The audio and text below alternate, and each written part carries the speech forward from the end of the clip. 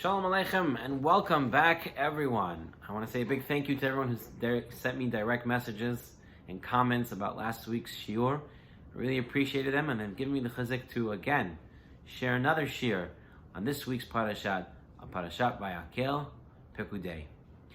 We'll start off in this week's Parashat. We learn about the construction of the kior. The instruction of the kior was the keli where the Kohanim would wash their hands and their feet. And the Psukim tell us that the woman brought mirrors to Moshe Rabbeinu to use for the kior. And Moshe Rabbeinu's first reaction, Rashi tells us, was not to accept these mirrors. These mirrors were used for vanity, to make themselves more beautiful. Moshe Rabbeinu did not feel that they belonged in the construction of the Mishkan. Rav Mordechai Kamenetsky shares a story that I hope will shed some light on this idea. Rav Yaakov Kamenetsky, Zecher Tzedek V'Bracha, Rosh Yeshiva of Torah V'dat. Once he retired Rosh Yeshiva, he moved to Muncie, and he was very involved in the needs of Klal Yisrael. And one day, a young Talmid Chacham found himself sitting across from Yaakov Kamenetsky and was sharing words of Devrei Torah. And Rabbi Yaakov Kamenetsky's wife, the Rebbetzin, came in with a tray of cake and put it down on the table between them. And before Rabbi Yaakov Kamenetsky had the chance to say thank you to his Rebbetzin, this young man disregarded the cake and said, "No, I ate already. I don't need cake. I'm talking Torah here."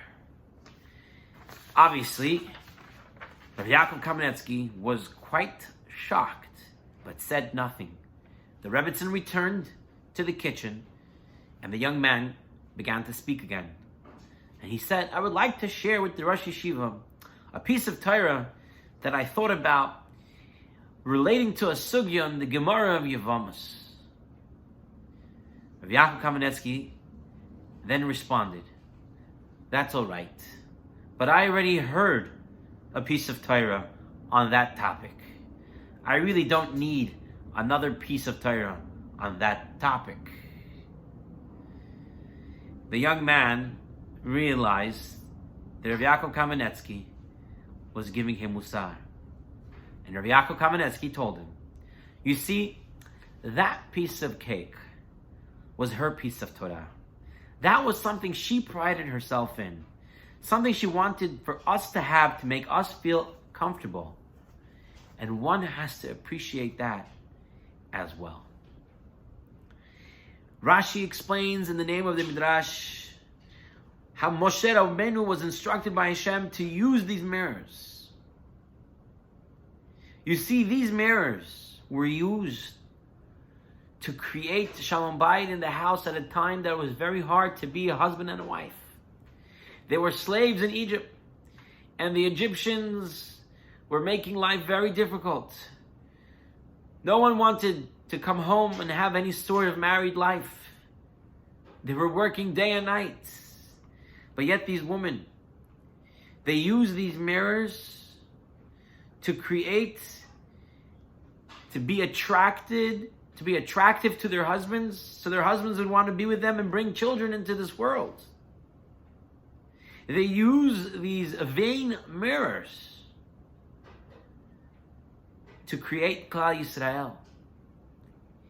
They use it l'shem mitzvah. And for this, HaKadosh Baruch Hu says, these are the mirrors that I want. Because HaKadosh Baruch Hu saw greatness in those mirrors. They created Shalom Bayit, they created love and appreciation between a man and his wife. And we learn from this a very important yesod, that it is in the power of a person to transform the most mundane object, even the most vain object, into an instrument of immense value in the service of HaKadosh Baruch Hu. So much so that in the Beit HaMikdash, if a woman was of questionable unfaithfulness to her husband, in the case of the Sotah, They took the waters of the Kior to test her. So much power was given into it.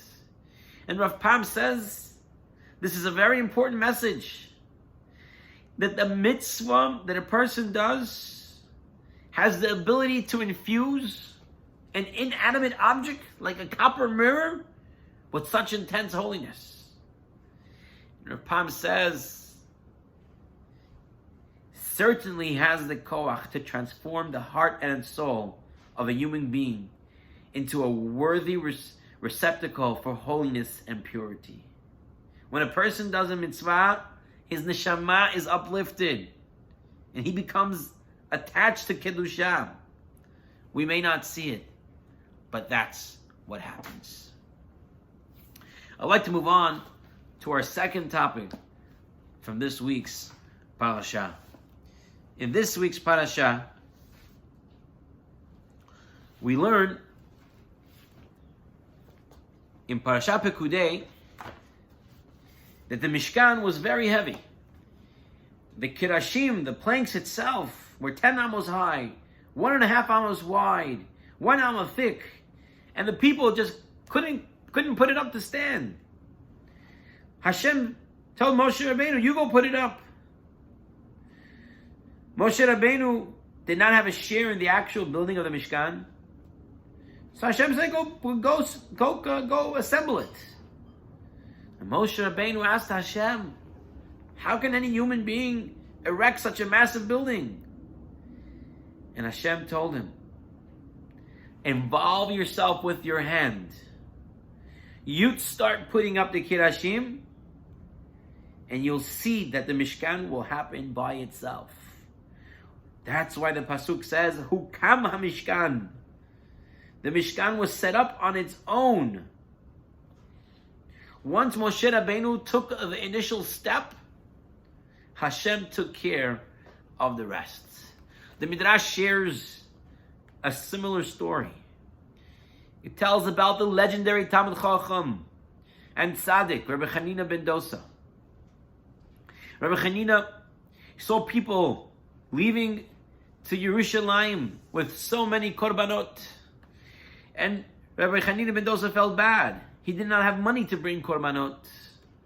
He went out to the outskirts of the city and found an enormous rock. He chiseled it out of the ground, smoothed it, polished it, and said he wants to donate it to the Beit HaMikdash. He searched for people to take it for him. He wanted to hire porters, transporters. They said they want 100 gold coins. Rabbi Chanina ben Dosa, they didn't even have what to eat all week. Where is he going to get 100 gold coins from?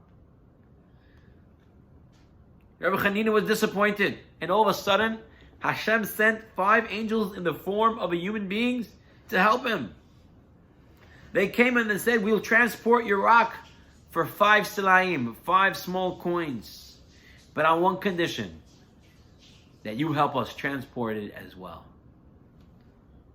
Rabbi Chanina eagerly agreed.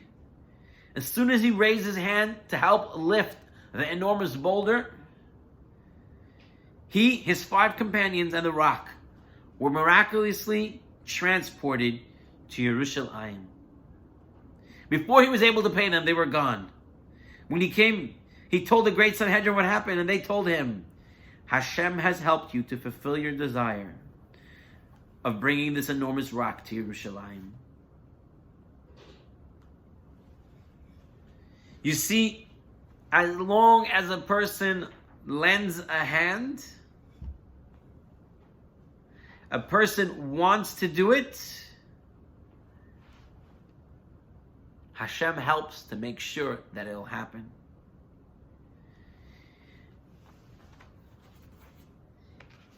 Sefer Shemot is ending.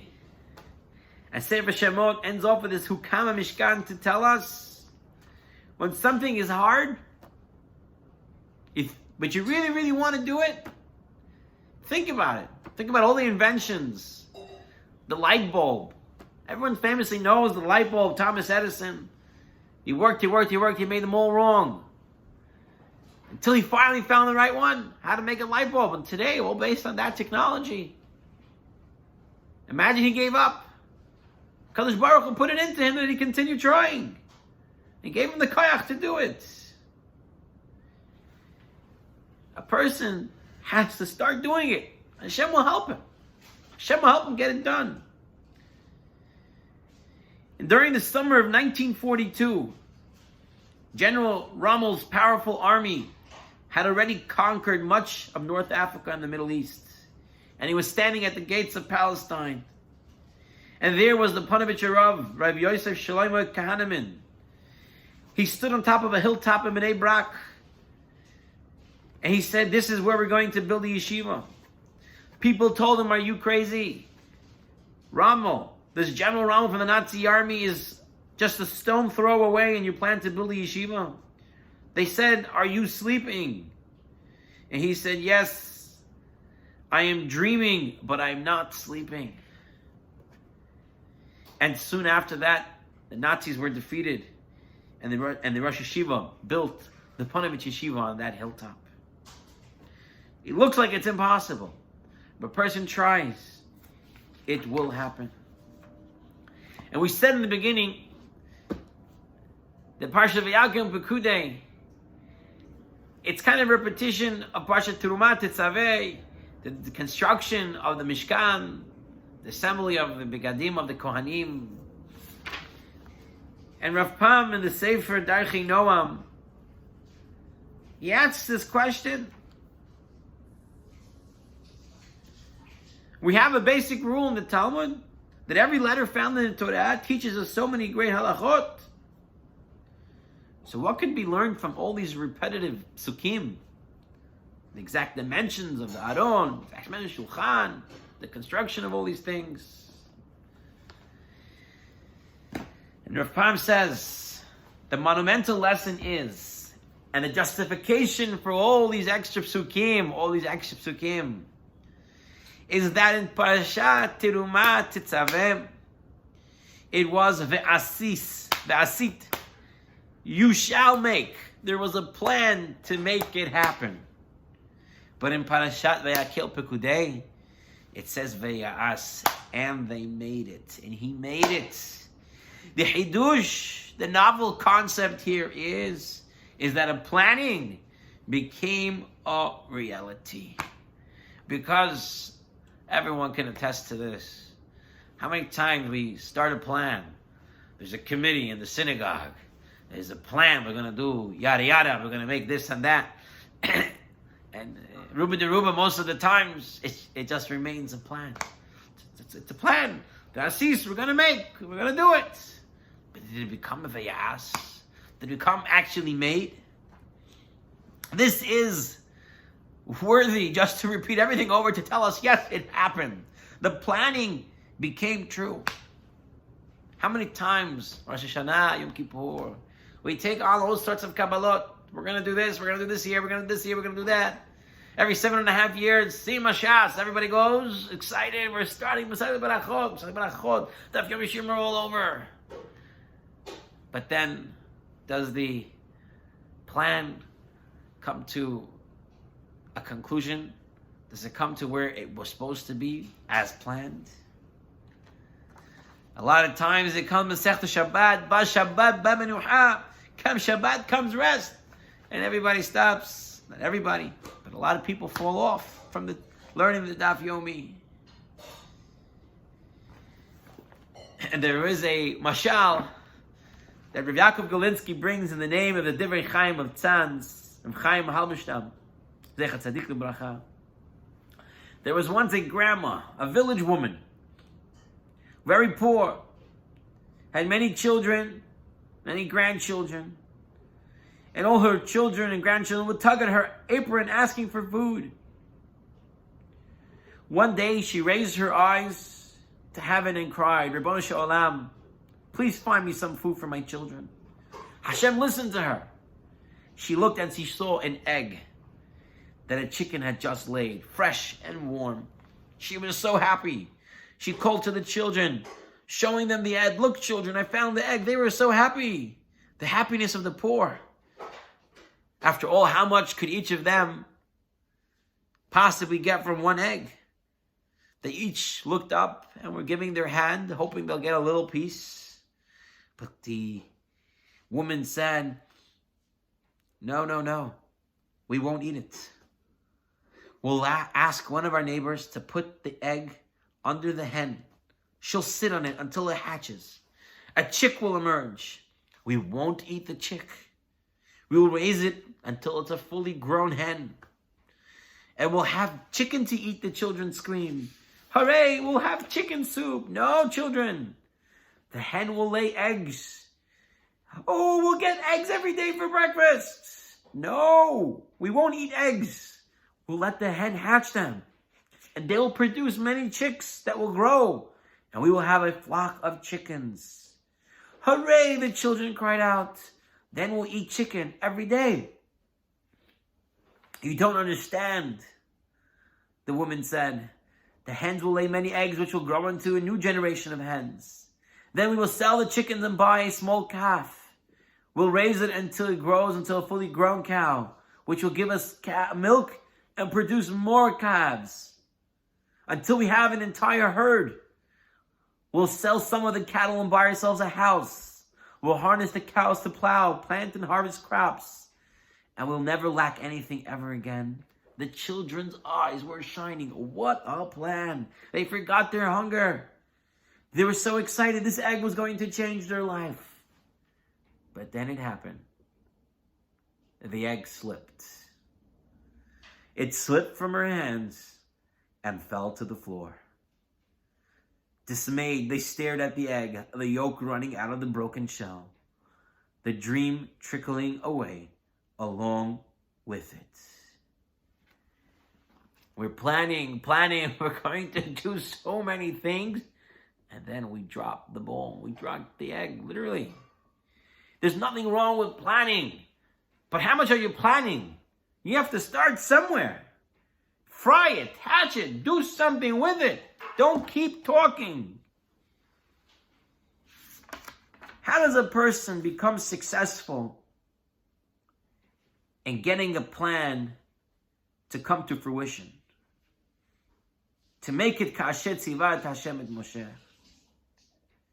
The Pasuk in Mishlei says, have you seen a man with alacrity in his work? Have you seen a man with zrizut? And the Gemara says, you know who this was? This was David HaMelech. And David HaMelech, the Navi tells us, David HaMelech called his Navi Natan to come. And he said to Natan, look, I'm living in a house. And Hashem, Shekhinah, is living within curtains. He doesn't have a Beit HaMikdash. I want to build a Beit HaMikdash.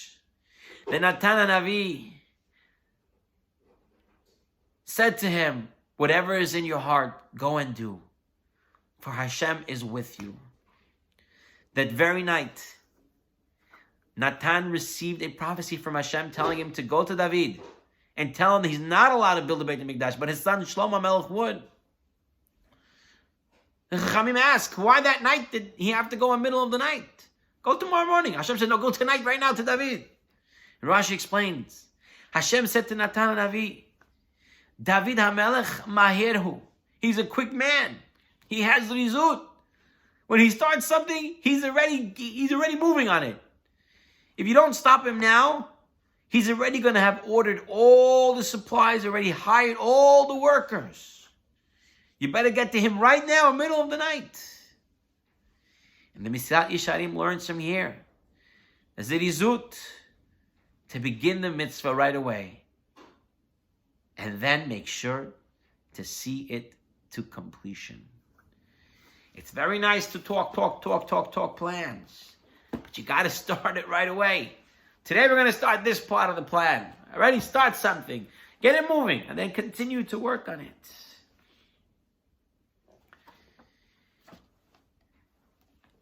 Rav Yaakov Galinsky shares an interesting story. Recently, a couple of weeks ago, we were on the dinner table. We talked about, we got into a discussion with the children about shedim, about demons. So I brought the story from Masechet Gittin. And here, Rav Yaakov Galinsky brings it to explain another idea here. When Shlomo HaMelech had to build a Beit HaMikdash, he wasn't allowed to use any metal instruments in the building. Instead, you'll have to use a special shamir worm that was able to cut stone. Shlomo Melech found how to get it. He had to capture the king of the demons, Ashmedai. So he summoned his general Benayo ben Yehoyada. Benayo captured Ashmedai. But on his way back to Shlomo Melech, he saw someone pretending to be a fortune teller, a sorcerer, and people lining up to hear their fortunes told. The king of demons smiled. And Benayo asked him, "Why are you smiling?" And Ashmedai responded, "This sorcerer sitting on top, he's sitting on top of a treasure. He doesn't even know what's beneath him. But he claims he can predict the future. He's going around and telling people what's going to happen to them. He doesn't know that under him, where he's sitting, he has tons of treasure." The lesson in this story is every single one of us is like that sorcerer. We're sitting on a treasure of talents, of capabilities, of things that we can do. But yet, we're going ahead and making all sorts of plans and not using the treasure that we have. Everyone dreams of what he will do in the future and how he'll sit on top. But have you taken advantage of what you have right now to get to there? Rav Pam ends off by telling us that one of the factors that a lot of people